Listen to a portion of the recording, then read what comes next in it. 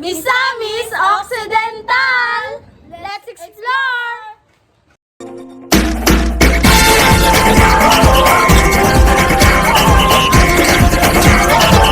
Minsa'y natuwa ang may likha, 7,000 pulo ang ginawa.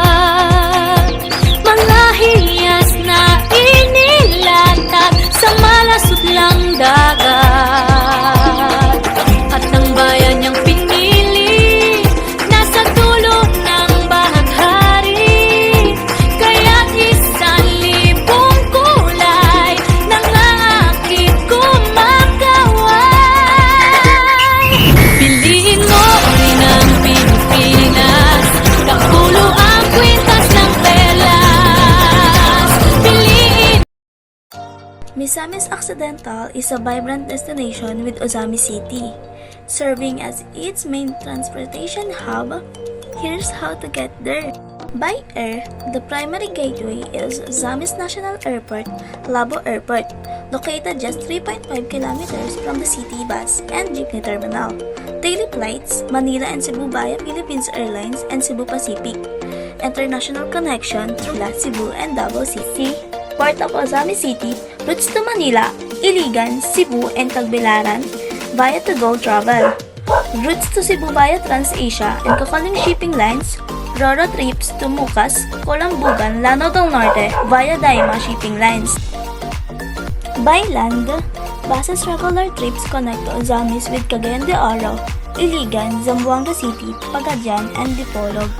Jeepney and vans, routes to Lanao del Norte and Zamboanga del Sur.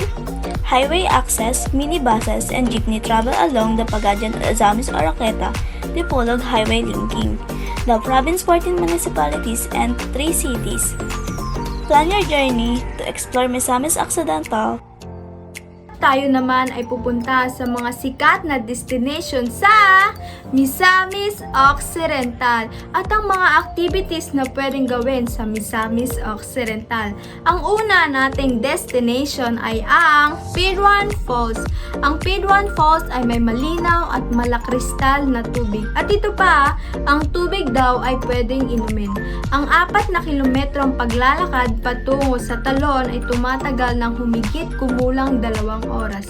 At sa bawat paghakbang, makikita mo ang kagandahan at katahimikan ng kagubatan ng Misamis Occidental. At ang mga activities na pwedeng gawin sa Piruan Falls ay ang swimming, trekking, nature watching, hiking, and lastly is ang camping.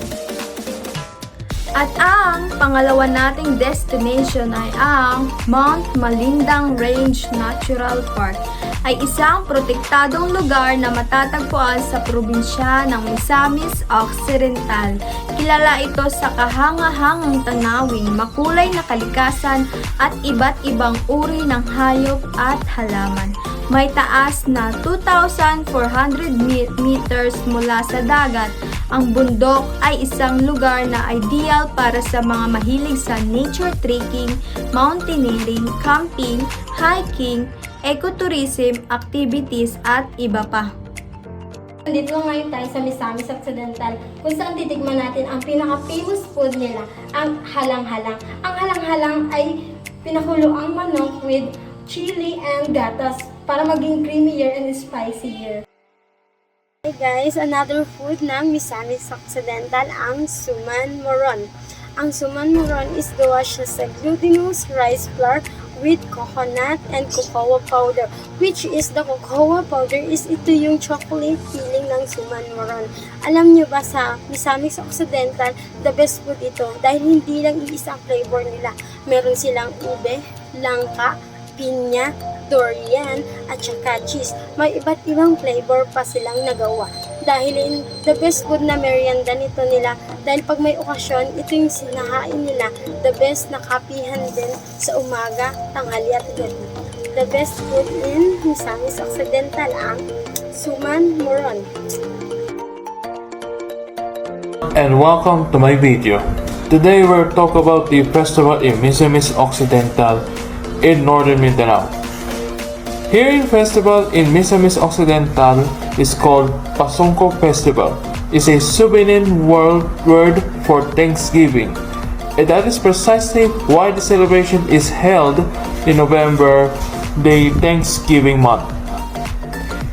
And right now in the Pasungko Festival, now let's talk about the festival called Dalit Festival. Here in Dalit Festival is celebrated every September 29 in honor of the city's patron, Saint Michael the Archangel. Dalit means to offer offering of thanks for the whole year of good health, harvest, and protection. And that's it for my video today.